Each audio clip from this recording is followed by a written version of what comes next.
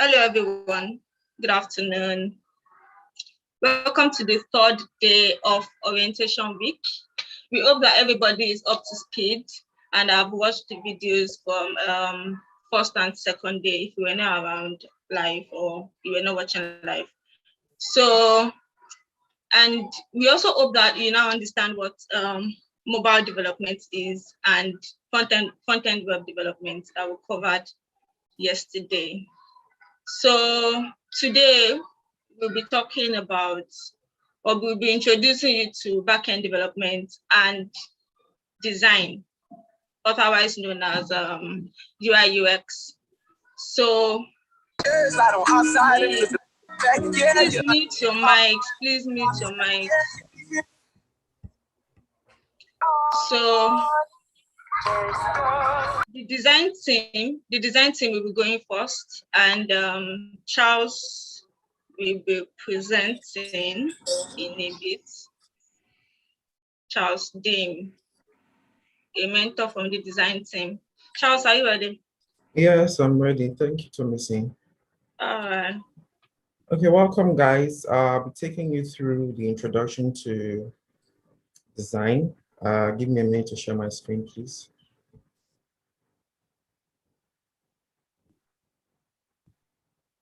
Shay, please, can I have access to sharing my screen?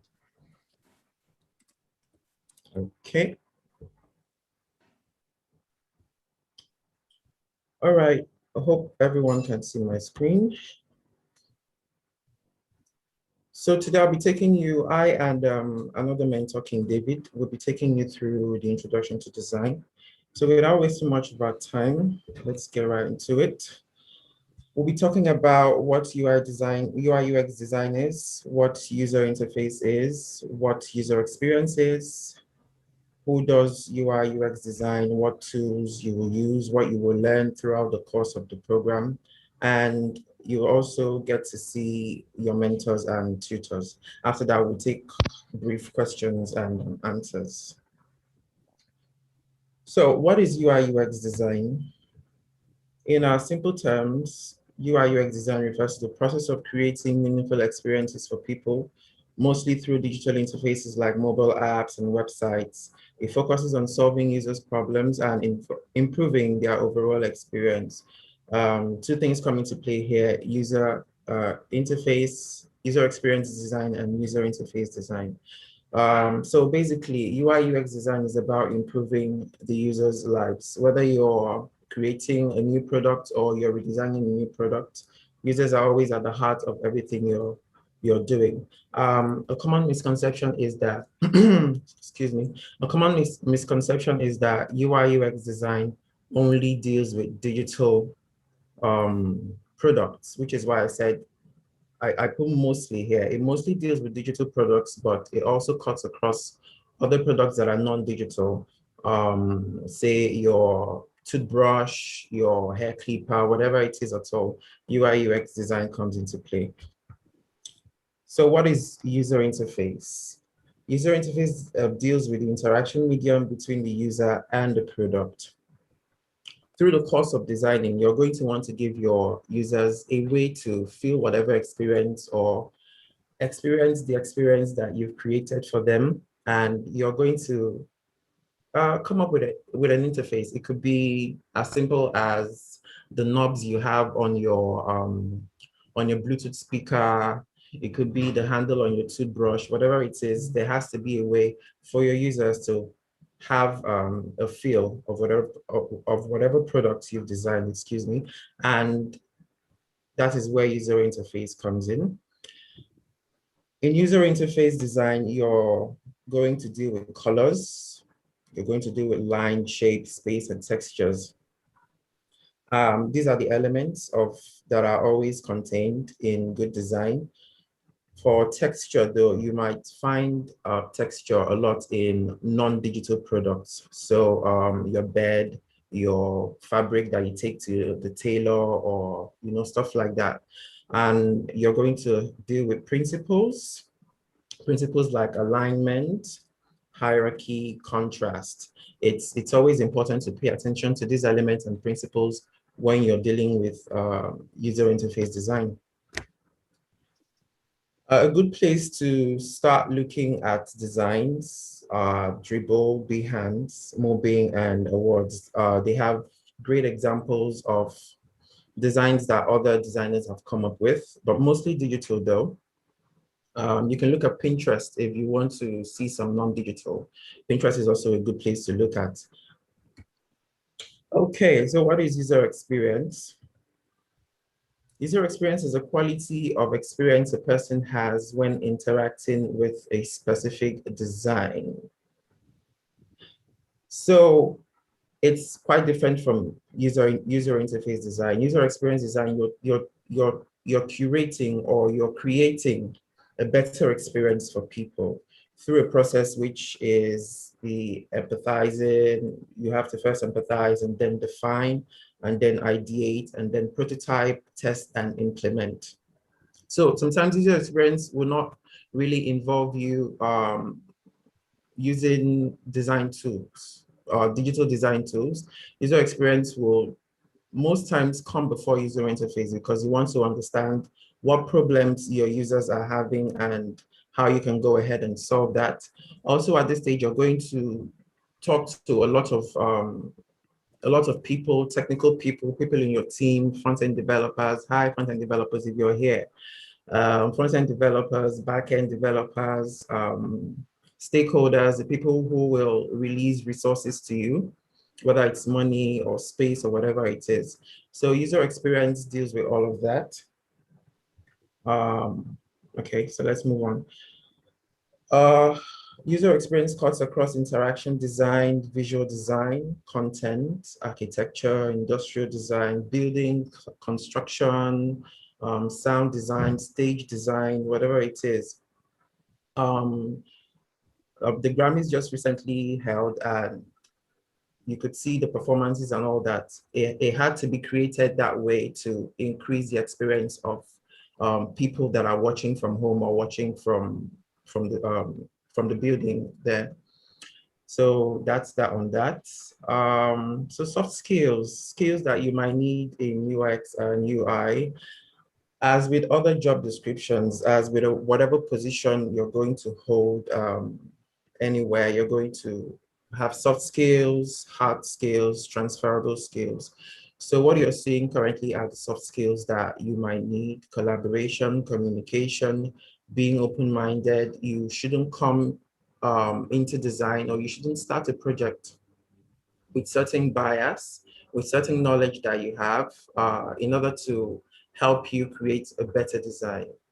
You're going to want to have good empathy, understanding your users, understanding the business people. You're going to be curious and know how to continuously learn, whether you're reading, whether you're taking classes, whether you're joining boot camps. Continuous learning is always important in UI UX design. Also problem solving and creativity. Move over to hard skills, familiarity with user research and analysis, visual branding skills, typography. Essentially, this is where you're going to want to master your skills, master skills regarding the tools that you use, whether it's prototyping tools or research tools, forms, wireframing tools and all that. You're going to understand information architecture here as well. Also usability testing, animation, and interactivity. So transferable skills for example, you want to graduate into a higher position at work or anywhere, or you want to switch over to another career path entirely. These are some of the skills that will come in handy along the way. Good customer service, customer relations, research, project management, graphic design as well. Okay, so at this point, I'll hand over to my colleague, King David, and he'll take it up from here. Thank you, guys. All right, thanks, Tim. So hello, guys. What we're going to be talking about, who are the people that do UI.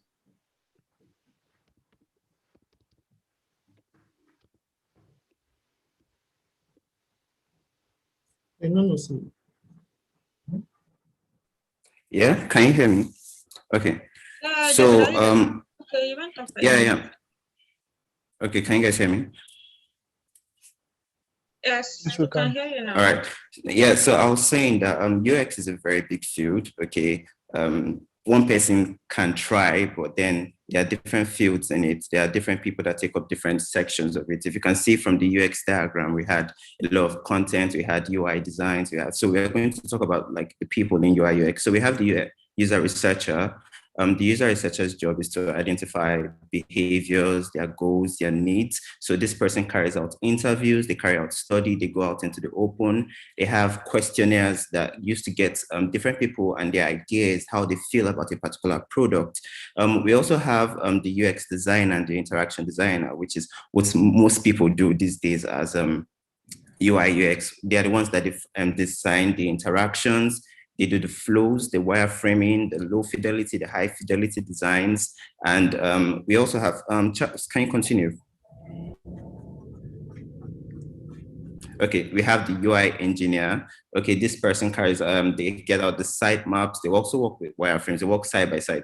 So sometimes, especially in this our country, Nigeria, we sometimes have to like carry all these duties and do it together because that's the way it is. Some companies can't pay for everything. So no need to worry. We're always going to, we're also going to cover it. Also, you can decide later to go into where you want to branch in, but it's usually good at which like everybody learns anything. So we also have content. Content is a very important part. Most people leave out content when they're doing UI UX. They do the design first, then the content later, but your content comes first, then your design comes after. So we're also going to teach you how to work on content. Okay, so we have the content strategy. So we'll just quickly go briefly over what we're going to learn and the tools we are going to be using for this training. Okay, so we're going to start off with the basics. Okay, this, as we said, is beginner friendly, meaning even if you have no idea of any form of design, we're going to take care of. So we're going to start you off with the design principles, the elements, as we've listed, the space, line, contrast, etc. Then we go into the UX part, which is the design thinking processes. We're going to teach you how to move in designing a product from start to finish. We're also going to look at the research methodologies. We are going to do a team brainstorming. We are also going to work on, give you products to design, then we give it iterations and feedback. We are going to move further into playing around with interactions, using prototyping and some other tools. And most importantly, we are going to be collaborating with each other. It's not a personal something. We heard that if you want to learn, you learn in bulks of people. So let's look at the tool we'll be using. Charles, please. Yeah, so in user interfaces, there are separate tools you can use. We have Figma, we have the popular Adobe XD, we have Framer, we have Envision, we have Protopie. Okay, these are different tools anybody can use. Figma is the preferred tool we'll be using for this training. A lot of people have asked me why we're not using XD, and that's because in my opinion, Figma works best for collaboration. And since we are going to be working in massive set of people, we are going to be using Figma. Okay, but you can also use Adobe XD, you can also use Framer. Envision is good for prototyping, and so with Protopie. So let's look at the mentors that you can meet.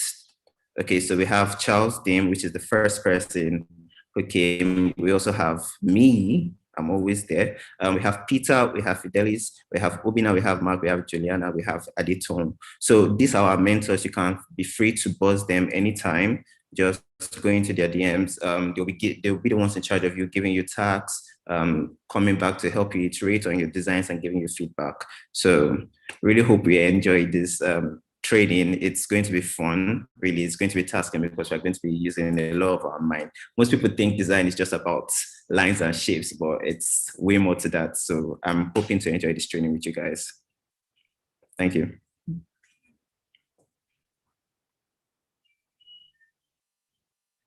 Thank you very much. Charles, is that all? Yes, that's all.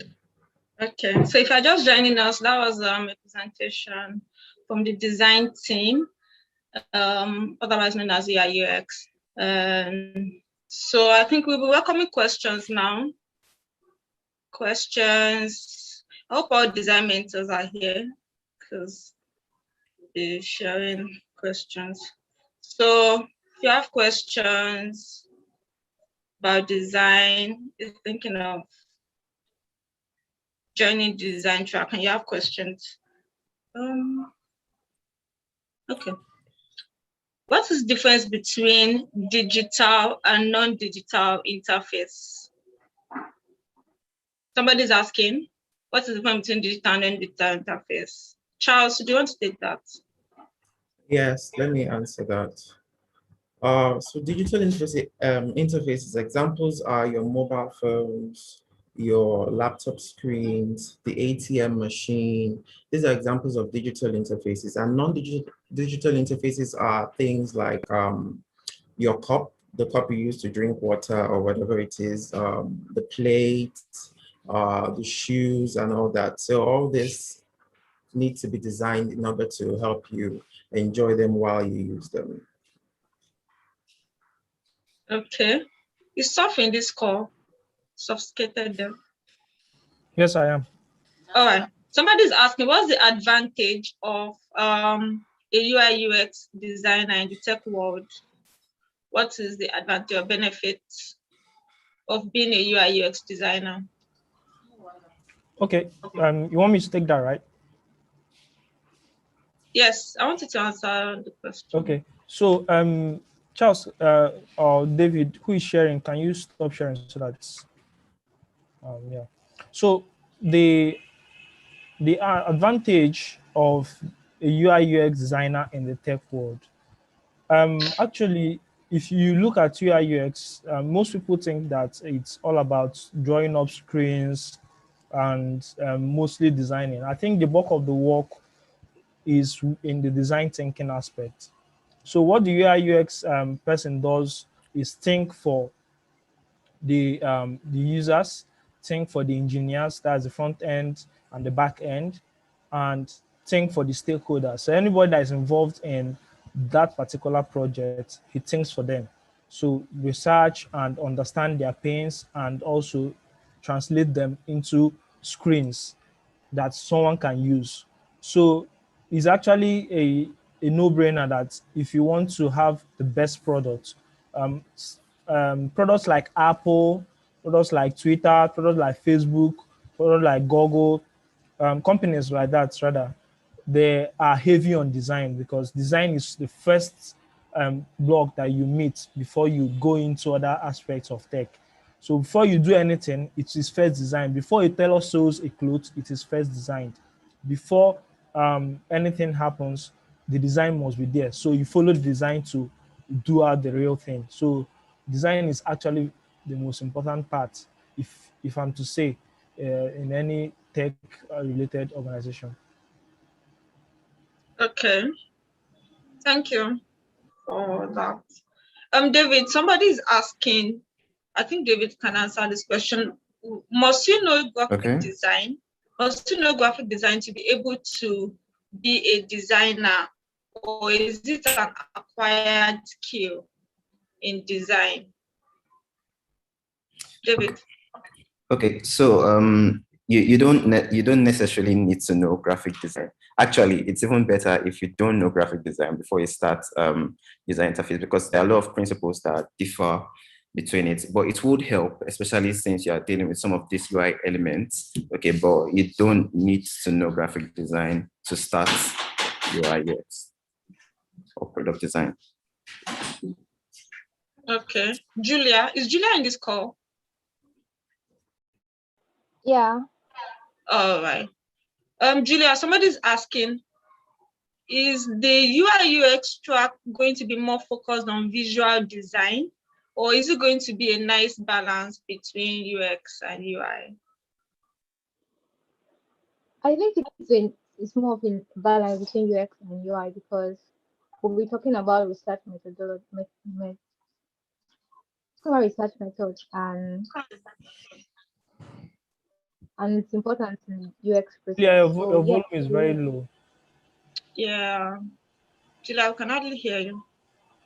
Can you guys hear me now? Yeah. Just speak up a little bit more.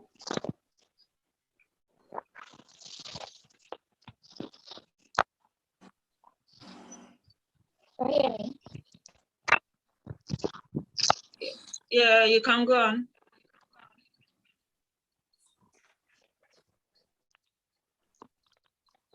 Can you hear me? Yeah, Julia, are you there? I Or think Soft, do you want to take it?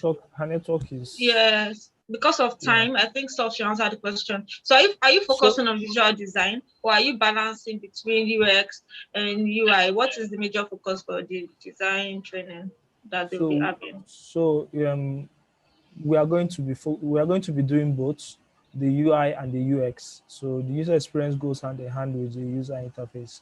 So we'll even focus more on the experience than the UI. But UI is what everybody. But just like they mentioned, there are CUI in designers and there are UX designers. So, but we'll be marrying both. But we'll be doing most of the things, both research and every other thing, all together. Okay, can somebody use his phone? Somebody's asking, can I use my phone for UI UX for the training? So I think an answer is no. the answer is no. So but you can can't go use to your phone. mobile. You can go to mobile. They can use phone to do that. But design, no. All right. So somebody's asking, why should I choose design over backend development? Why should I choose design over backend development? Soft. You shouldn't go for backend, please. Please, can you explain your response here? No, actually, why this orientation? Okay, want to say something about Abbas? Yeah, it's not a must for you. Just about special preferences. Exactly. Why do you feel you want to go into UI UX? Why do you feel you want to go into backend? You just look at your main reason. What's your drive? So that's just it. You can do it well in both of them. Depends on special preference. So that was why I made that. That was why I made that statement that you don't have to. Is a choice. That's why this orientation is here. You're exposed to all of them. Then nobody can make that decision for you. Yeah. Okay. Mark, are you in this call? Mark? Yeah, I am. Can you hear me? Yeah, I can. So are the tools free to use, or do we have to pay for them, especially Figma? Mark, can you answer? Are the tools free? Do they have to pay? Well, for starters, you can actually use the tools.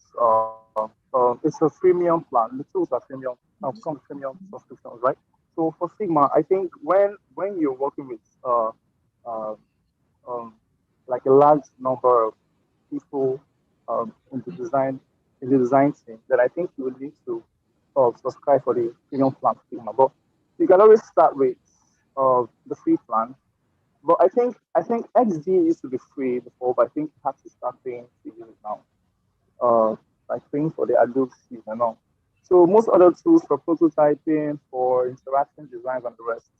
I also think you need to pay to use some of them, but they all come with premium plans. So basically you can use them for free. But when you want to scale, you might need to pay. I think that answers that. Okay. Charles, somebody's asking, I'm considering a career in product management. That is why I'm doing design. So the person's long-term goal is product management, and for now they want to join the design training. Is this a good idea? So they're asking, is it a good idea? Yeah, I'd say it's a great idea. Most product managers right now started off, or not most, but some of them started out as UI UX designers. The skills that you will learn through UI UX design will come in very handy when you're graduating to a product management role. So definitely it's a good career path to start with.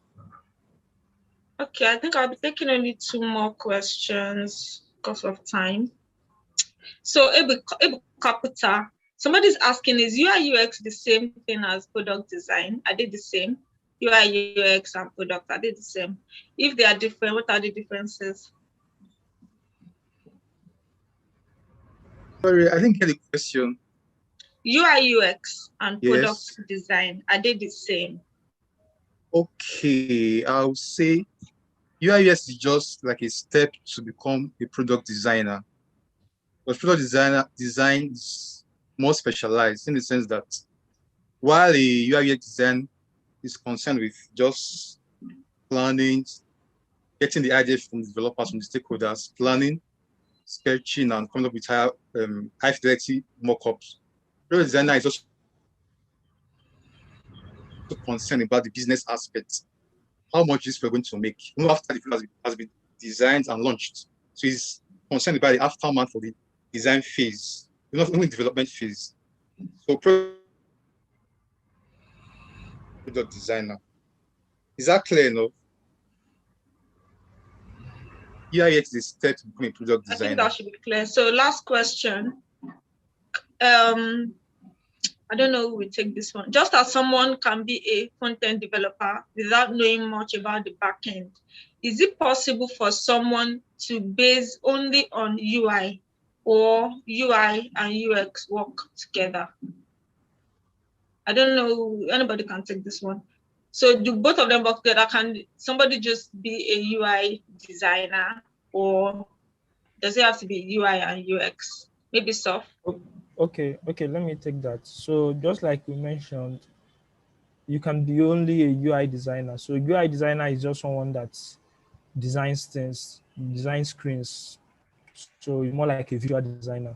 So, but it's advisable, especially in if you are in the developing world where many companies don't have the budget, the fat budget to employ specialized designers, employ UX researchers, employ UI designers, employ UX designers. You have to wear all the caps. So it's better you start off as a T designer. A T designer is someone that can do work across these disciplines and then specialize in future. Than starting as one, it will be difficult for you to expand into other fields if you wish to in the future. So, but here we're exposing you to all of them. All right, thank you. So that's it for the design team. Now we'll be taking a presentation from the backend team. And I think Abbas is representing them. Abbas Kingabesh. Is the presentation ready, Abbas? Are you ready? Oh yeah, I'm ready. Hi guys. My check. All right. So my name is Abbas Keper. Known as Kingabesh. A backend developer and also a backend mentor for this internship. Node.js specifically. I'm just going to share my screen. Where's your volume? Your volume is low. Yeah, hello, can you hear me? Yeah, yes, I think it's better. Yes, can hear you. All right. Sorry, kindly hold on, let me share my screen. Please let me know when you can see my screen.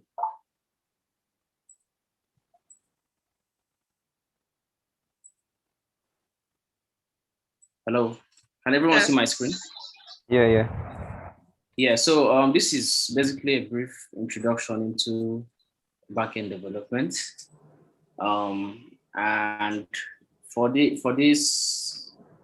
Zuri, the core languages we'll be focusing on are PHP, Python, and Node.js.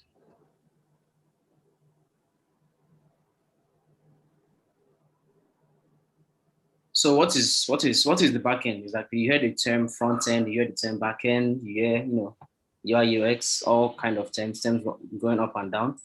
But what would you say the backend is? The backend basically is just the non-user facing part of an application. So basically, it's the part that users do not see. So it's not possible for to have a user go on some interface and directly interact with your backend. You need to do that through a client. A client could be a front end That's a web app. It could be a desktop application. It could be a mobile application, or it could be a command line interface. That's your terminal. So a backend developer, a backend is basically the non-facing part of an application where business logic is written and sensitive data are stored. So the two key takeaways here are where logic is written and where data are stored. So a backend basically involves a server and a data store, as noted here. A server is, if once I spin up a backend and I write my code and it does something, it does some logic, you can consider it a server basically. And then you have data stores. Where would I store my data? You could store your data on a database, you could store it on a file, or you could store it on an application cache. So I'll just move on to what is backend development. I sort of outlined a simple analogy here, to make everyone understand, have everyone on the same page. So I use the bank, though, there's probably a better analogy for that, but I use the bank. So I said for a bank, using a bank now to describe what backend development is basically, you'd have a bank account. What's your bank account in this case? Your bank account acts as a data store where you store money, yeah? But then you have an interface, you have an intermediary, you have an intermediary which gives you the ability to process your money, manage your accounts, handle your debits, handle your credits. That's a banker. But when you want to compare that analogy to backend development, that would be your server, yeah. And then you, as a person, you are the user-facing application. You're the one going to the backend. You're the one going to the banker, letting them know you want your money processed. You can't just walk into a bank, go to their data store and take money. That can't happen. You have to do it through a banker. Just the way a client-facing app can't just go to the backend, go straight to a database and just take data. It has to do it through a server. So that's the analogy for backend development. Who is a backend developer? Basically, a backend developer is just someone who implements business logic using backend specific tools and languages. We have common backend development tools, though most of them listed here are not just specific to backend. But as a backend developer, how do I get started with development? What do I need to use? You need to use an IDE, first of all. We have IDEs and text editors. IDEs are much more advanced than text editors. They give you extra functionality and some of them might be paid. But for basic backend development, a text editor like Visual Studio Code is enough. But you could decide to use Sublime Text, you could decide to use PyCharm, you could decide to use PHP Storm. They all do the same thing. Then you have your terminal. The terminal, once you want to run your server, you need to, most of the time while debugging, you have to print something to the standard output. And your terminal can help you inspect that. You can use your terminal to see logs, use your terminal to see errors. The terminal is always important. And most text editors like Visual Studio Code, they come bootstrapped with a terminal. And then you can spin up a server, but that's out of the scope of this presentation. And then you have databases. So databases are just one of the data stores. So if you notice, I mentioned that you can store data to a database, a file, or an application cache. You have different kinds of databases. You have relational databases and non-relational databases. So relational database is just, it gives you the ability to represent related data in a relational way. Yeah.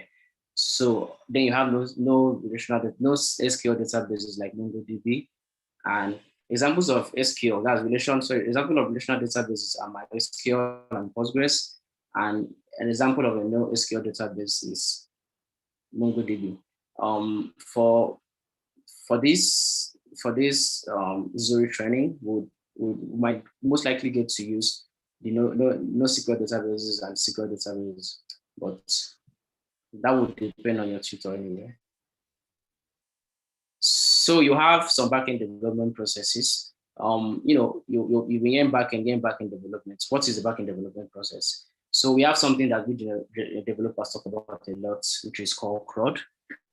That's creating, reading, updating, and deleting. So the simple ability of writing logic to item and save data, to read from database, to update item, and to delete an item is a backend development process. The backend process is something you can only do from a server. You can't do that on a client side, like on your mobile. You can't do that directly from a mobile app. You can't do that directly on a front-end application. You have to do that on a server.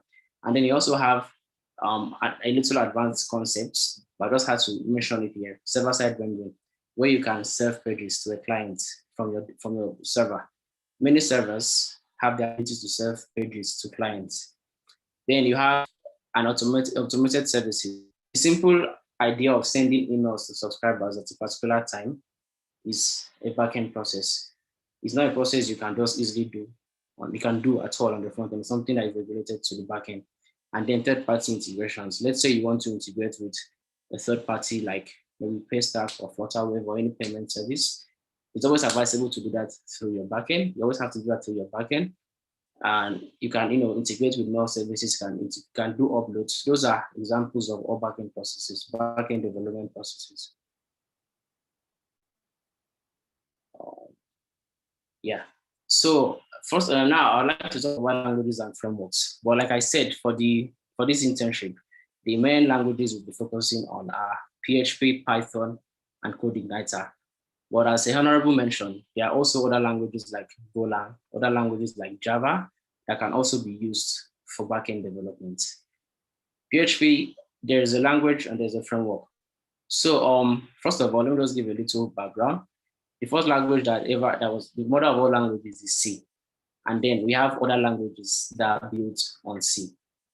Something like PHP is built on another language. JavaScript too is built on another language. So, but these are high-level languages, Python. And these languages, they give you the ability to, to write code and have something happen.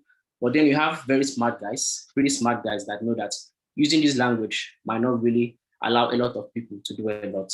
So how can we get everybody, how can we get a common developer or an average developer to do a lot,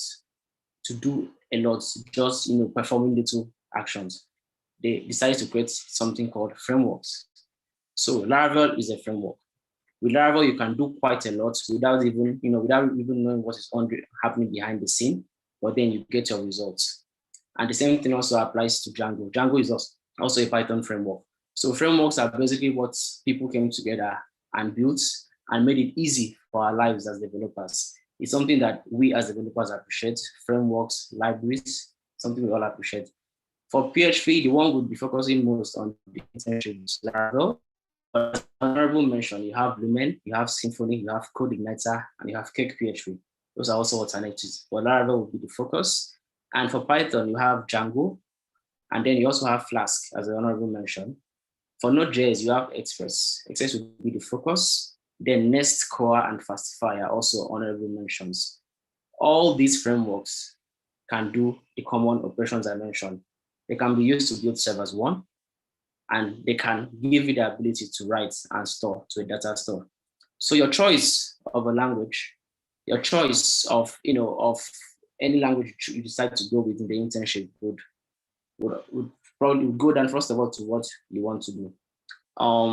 If I want to give a little distinction, for Node.js, for example, you can, if you want to build a real-time application, let's say you want to build something like WhatsApp, of course you can do that with PHP and Python, but Node.js was something that was made for that. So if you're someone that you want to go into real-time, you want to build real-time applications, you want to go into event-driven systems, and you just want to do that easily, you can decide to pick Node.js. If you're someone you're interested in languages that are quite fast, Python is a very fast language. I would say. I would say it's faster than Node.js. But of course the difference is negligible. But Python is quite fast. Not just fast. It's also it can also be used for many use cases. You don't just use it for backend development. You could know Python and then you might decide to jump into doing machine learning tomorrow. It's fit for that. And then we also have PHP. PHP powers a lot of web servers today. PHP is one of the most popular languages. Even big enterprises use PHP a lot. And there's no limit to I don't think there's a limit to what PHP can do. PHP can also be used to build event-driven systems, though it was not actually built for that. then it can be used. And it can also do what every backend language can do, which is you can use it to create a server, and you can also use it to write with data stuff. So as a little advice, I would just say anyone that wants to pick a language, you could just, attend all classes and see see how you feel about anyone, and then you make your choice. But I won't, sorry. So what can backend be used for? You can use it to build web applications. So you could have a framework like Django, for example. You could use Django and build both the backend, and then you serve pages. I mentioned serving pages, which is server-side rendering. You could use Django templates to do that, and then have your application deployed without having to use a front-end framework like React, without having to use a front-end framework like Vue. You can also do the same using Laravel. Laravel has something called Blade templates. You can use Blade, and you could build full-stack applications without having to, know front-end applications. And it's a backend framework that gives you the ability to do that. And you can also use it to build APIs. So APIs are application programming interface. That's a buzzword. Let me give a simple analogy. Let's say, for example, you have a house, and in this house has what we call access control. Different people have different keys to enter different sections of the house. This house has many doors. Let's imagine your server is a house, and then the doors are interfaces you're exposed to people to have access to your house. So in the terms of backend development, the house is the server, and then your APIs are those doors. So APIs provide a way for clients to interact with your server. So you could decide to just build APIs. You just build APIs, and anybody, clients, a mobile client, a web client, a desktop client, can use your API and interact with your server. And then you can also build command line tools. I don't want to go deep into that. You can use graphic user interface, GUI development, but that's out of the scope of this presentation for now. So you also want to ask, what are job opportunities for backend developers? As a backend developer, where can I work? What roles can I take up? There are lots of roles you can take up, but to keep it brief, you can work on database administrator. Since you are someone who works mostly with databases, at a point you have certain backend developers, having worked over time, they get to realize that that they do so well at the database side, and they become full-time administrators. You can also be someone who is very heavy into security. You understand security principles, you do well with security principles, and you can decide to focus as a security engineer. Or you could just be a backend guy and just work as a backend developer, and that's it. You touch many areas, and that's it. I think that's it for me. I'm hoping that we all have a nice time. We have lots of mentors on the back end, and I can't just put them here. But eventually you'll get to know us. Whenever you have a blocker, whenever you have a question, you can always reach out to any backend mentor. Feel free to ask anything. Feel free to be yourself. Feel free to learn. Feel free to ask lots of questions. You're always going to get answered. And basically, I know we're going to have a nice time, and we'll see you in the future too. Thank you.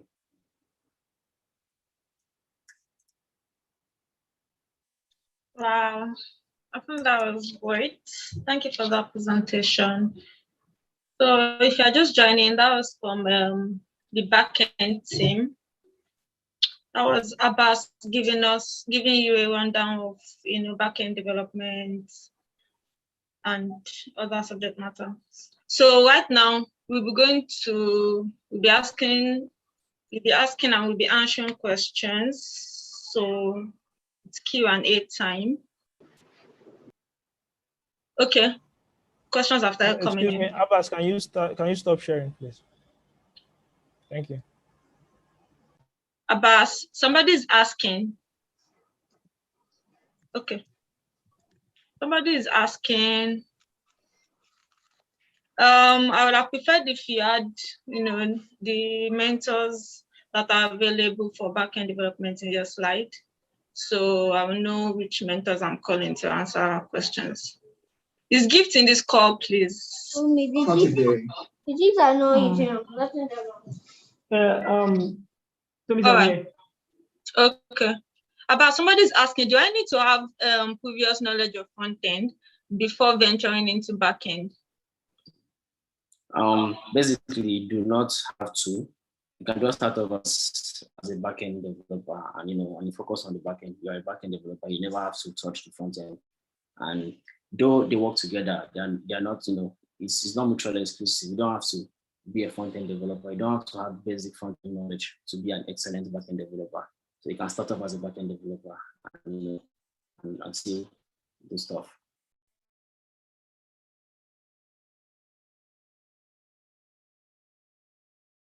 Which of these two, backend and frontend, backend and frontend, entails a lot, and which of them is in high demand? Gift, you're answering this question. Which between backend and frontend, which one entails a lot, and which of them is in high demand? That question somehow, but actually both of them actually entails a lot. It does depend. And talking about demand, they both have high demand actually. Both front end and back end both have high demand actually. But I would say the back end though. But I feel both of them actually have high demand. Okay. I think IDM calculus can answer some questions now. On the backend, so are you there? Okay. So,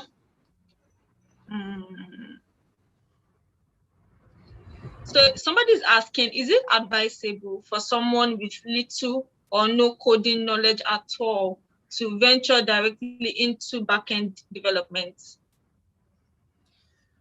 Okay, I would someone not advise people to just jump into backend development. Backend development, because you're working with a lot of front-end developers, you will need to have an idea of what they're asking for, especially when you are probably designing what's it called, the CRUD operations, and then you are working with forms, and you are working on the APIs for the front-end developers to call. So usually it's good to have an idea of what the front-end developers are working on, but it's just an idea, not like you will need to have a deep knowledge of front-end development. So it's good to have a basic understanding, just a basic understanding of front-end development, as a back-end developer. Most of the time, people that venture into back-end development solely do end up getting, along the line, a few of what front-end entails. Usually, over time, as you are working, it's more like they get that knowledge on the job. So you will still definitely need to have an idea of what the front-end guys are doing. Thank you. All right, thank you very much. Elijah, are you there?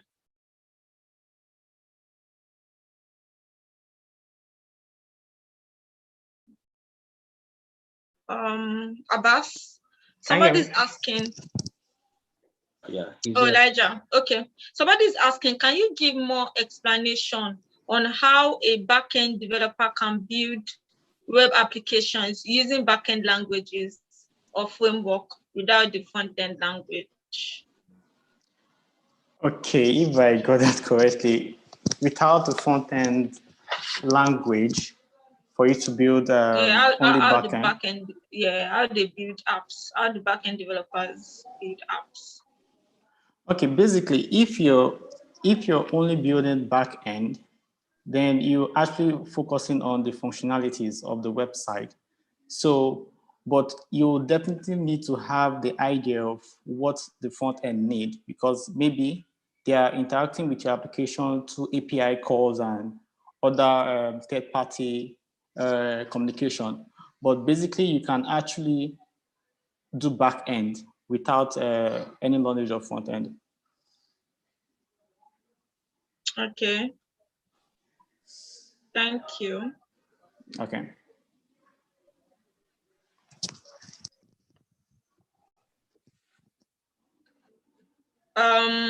Abbas, somebody's asking, are these languages, Python, PHP, and Co, simply used for building servers and databases?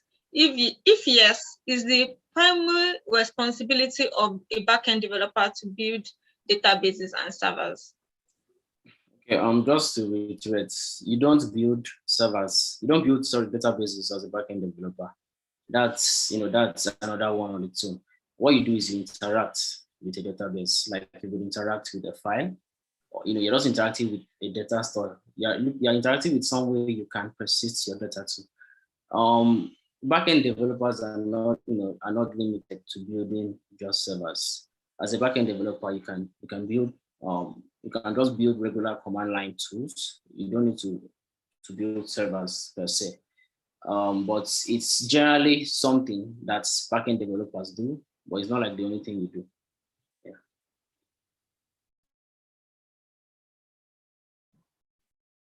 Okay. Veronica, are you there?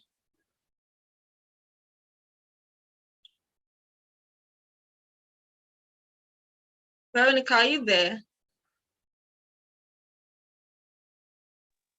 So I don't know who's taking this next question. If I decide to choose Node.js as my area of focus, will I be limited in what I can do compared to choosing Python and PHP? Maybe Abbas can take this one again. Okay, just like I said, you can choose any tool as a backend developer and you still do what you need to do. But like I pointed out, languages like Node.js, they have where they excel, but that doesn't mean that they don't have substitutes. So choosing Node.js doesn't mean you have limitations. Of course, there are cases where you choose a language, but then just to make your services better, you'd have to maybe build another language. You build another service with another language. But generally, if you compare all three languages together, PHP, Python, and Node.js, you can use any of them and do what you want to do, and you do not have to be worried about limitations per se. All right. Paul, are you there?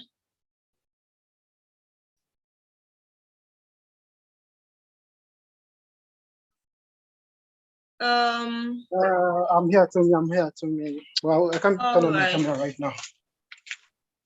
Okay. Somebody is asking, how easy is it for someone like me to be a front-end and back-end developer at the same time? Okay, that's the person is talking about being a full-stack developer. Yes. So that would depend on the person's capability and understanding and his work ethics. So if you're ready, if you can take in what comes with being a full stack developer, okay, I'll advise you to go for it, because most, in Nigeria, most employers are seeking for a full stack developer. So if you believe you have the capability of being a full stack, studying front end and back end, then go for it. That's a very good idea.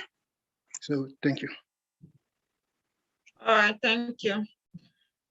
So Abbas has to answer this question since he's the one that did the presentation. Somebody is asking, while you were presenting, what did you mean by business logic on the back end? Okay. What did you mean by business logic? Yeah, business logic is basically just a set of actions or algorithms or functions that you use to enable the clients communicate with your database. That's basically it. So if you have to write a function, you have to write a flow on your server to enable a client make a request. You go to database, you make sure you get what they want and give to the clients. That's that action that that enables you to do that is what is called business logic. Okay, thank you. Mika, are you here? I'm not sure I'm pronouncing your name correctly. Is it Mika or Mika? Are you here? Eliam, are you here? Are you, sorry, I'm Micah. Can you hear Micah, me? okay, yeah. So somebody's asking, do I need to switch from C# because I'm already doing .NET Core? Do I need to switch from C# to any other language, maybe Python or PHP? Okay, so for this internship or for this training, we will not be treating C#. So definitely you have to switch and pick one of these between PHP, Python, or Node.js. So these are the three we'll be treating here on backend. So you have to select one of these. Okay. So C# will not be available in this training, unfortunately. So moving on, Jeremiah here. Jeremiah.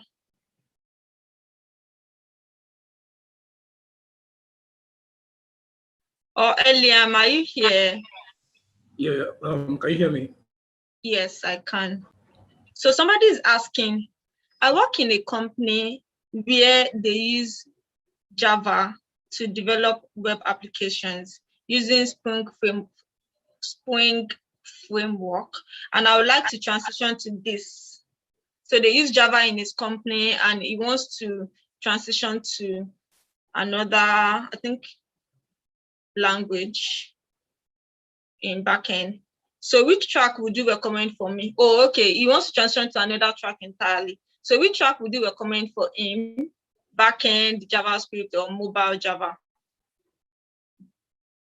So I wouldn't recommend a track for someone. So what he needs to know what he wants to do, right? What does he really like to do in the nearest future?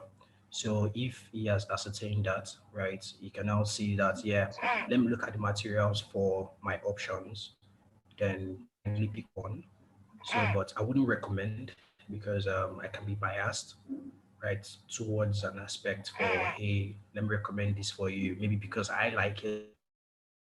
So he has to do like assignments on his own hand to see, yes, I want to use this, I want to use that.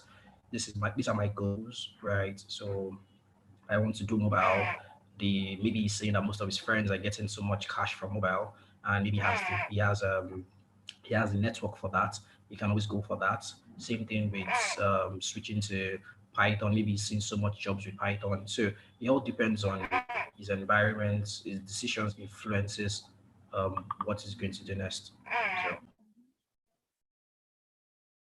Okay, thank you. Gafar. Yes. Yeah, So Hi. somebody's asking, what course will you advise a data analyst and database manager to go for during this training? Okay. I'm okay. Just to be sure, what the person mean by data manager is as referred to the presentation. So for data manager, or when you want to manage the database in doing CRUD or any of that, you can use any language to write that. You can use Python, you can use Node, you can use PHP. That only involves interacting with the database. In terms of data analysis, what you're doing is you're analyzing data, and more of that is common with Python. Others are more focused on web development. But Python has an area which is data science, and you can use that there. So I advise you to come to Python. Yeah, I'm Python mentor, so you can do Python for data analysis and data science. Thank you. All right, thank you. Giwa, are you here?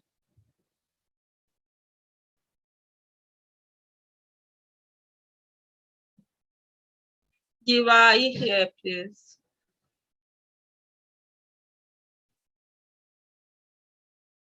Okay, I don't know who's answering this question, but somebody's asking, is there any link between I'm backend? here, Thomas.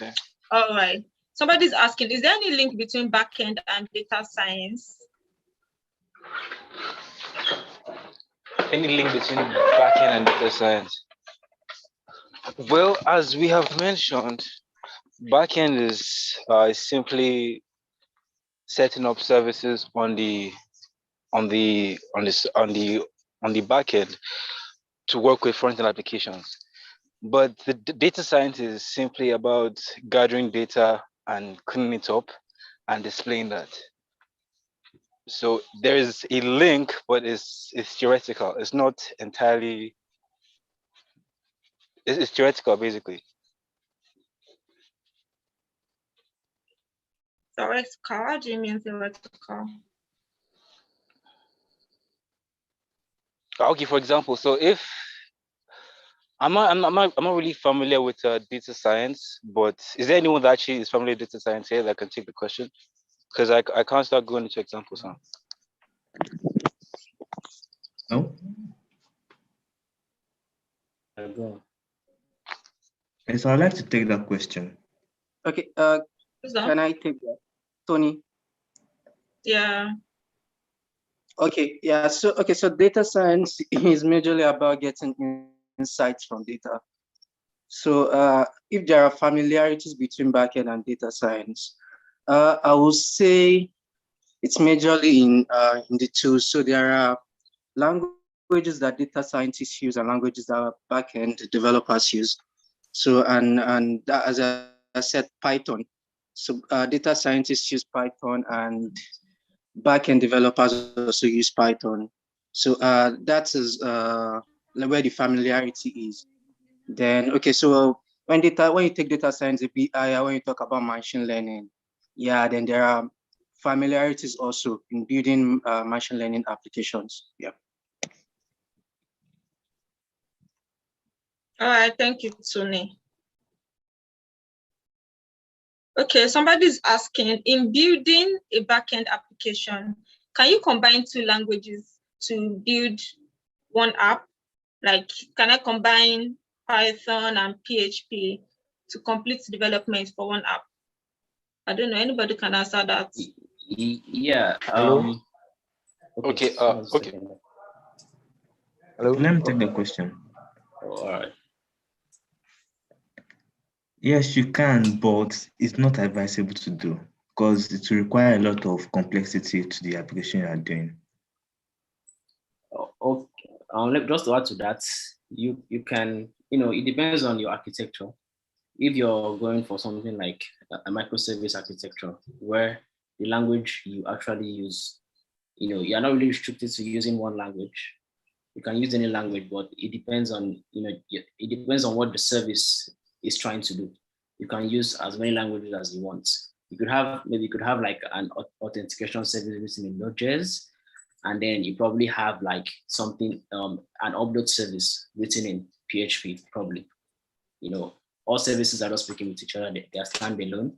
They are loose-coupled, and you can use many languages. But for people just starting out now, that like the people just trying to learn now, I would advise just focus on the language on a server. The microservice architecture is quite advanced, and it's something that you get to learn when you go into the field. Okay, so somebody's asking, any full stack developer can answer this. So this person is also going for full stack development, but is wondering where to start from. Should you start from front end or back end? So any full stack developer can just shed light on how is learning transition went, or learning path as it were. I think Okay, let me take this. Can I take this? For sure. Should they do front end first? Should they learn React, then move to back end? Okay. Or should they learn back end first and move to front end? Okay, so first, I think it's basically about your personality. Like if you're someone that's visually motivated, like if you like making things that look nice, say making buttons or just making things look nice, you can start with the front end, then move into the back end. But if you are more analytic and you are thinking more about, if you are more analytic basically, and you prefer to maybe see how processes run, before you do anything. Or maybe, for example, if you are a calculative person, you can start with the backend, then build a logic that you can use to make front-end applications. So it depends on you yourself. Okay.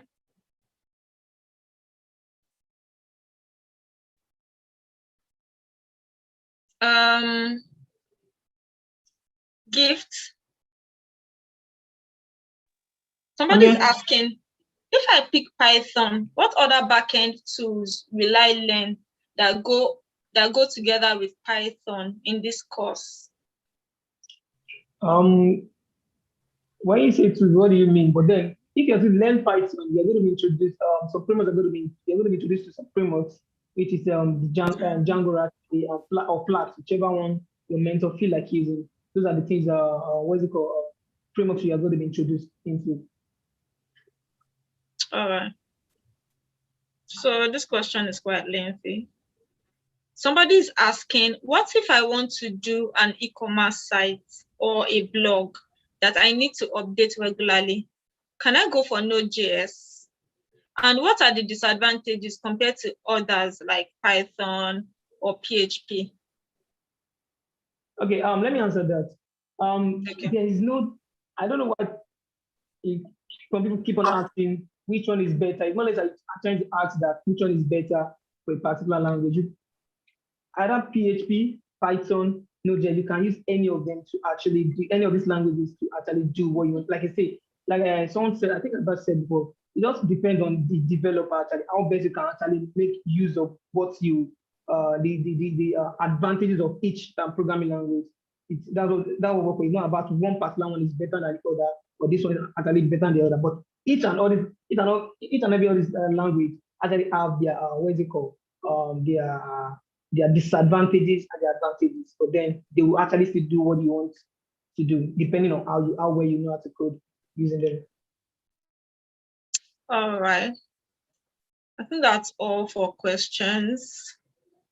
And I don't know if there's anything anybody wants to say in addition to all of what we've said so far. Xylos, is there anything you want to say? I think I would like to add something to it. Okay. So they keep asking this choosing language. I just want them to know that it's not about choosing language. It's about the language that you find easier to learn. So and use. So before you think about choosing language, right now you've not gotten to that stage where you have to, start thinking about choosing language. So you can go with any language right now if you're the one that's more comfortable for you to learn, jump on and understand the basics of programming. Right now, you just need to understand the basics of programming. So any language now that helps you to understand the basics of programming, that is the language you should go for. Yeah. So I would advise you right now to set your mind take your mind off the choosing language of the team. So if they introduce you to language which we have few here, you can just pick from. Just the basic thing now is just to understand the basic listing of programming. So have a basic knowledge of programming. So that's my advice right now for anyone starting out. It's about language. Yeah, I get you, Paul. I understand why they're asking these questions too. I mean, because they can only pick one course from each track. So many of them want to know which course in particular they are picking for the backend, and they want to know if it is PHP they'll be picking, or Python, or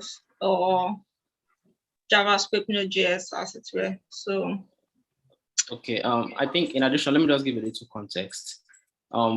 With people saying, constantly worrying about languages, what should I choose? What should I go for? I personally, I do Node.js, but at my former place, I had to work with PHP exclusively. So it wasn't just down to the language for me. It was down to the fact that I tried to develop my problem-solving skill.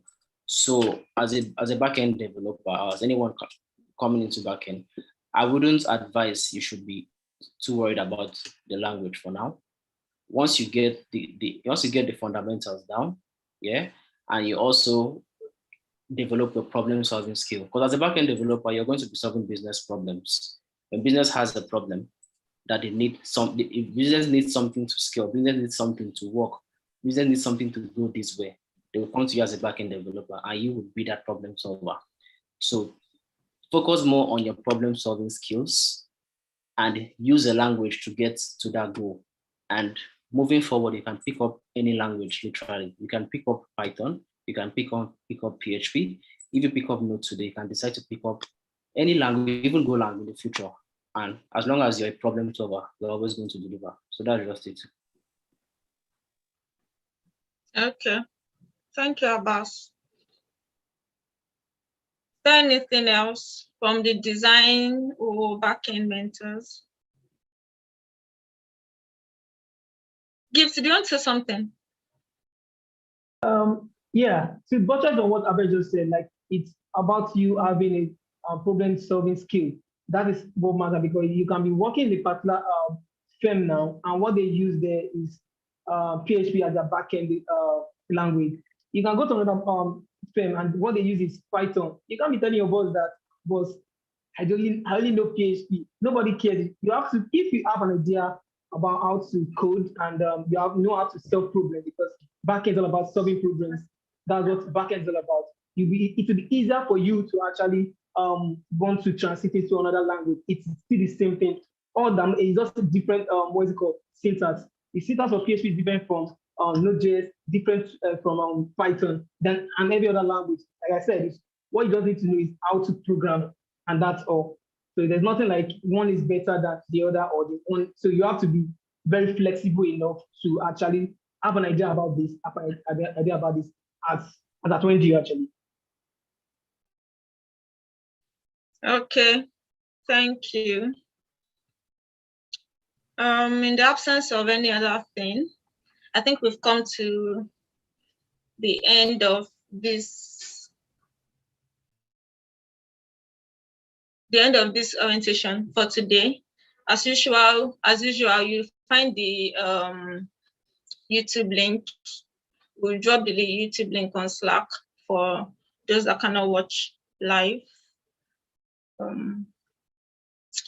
Yeah, thank you everyone for listening, watching, and asking questions. Yeah, thanks, Tomisin. Yeah. Thank you. Thank you. Thank you.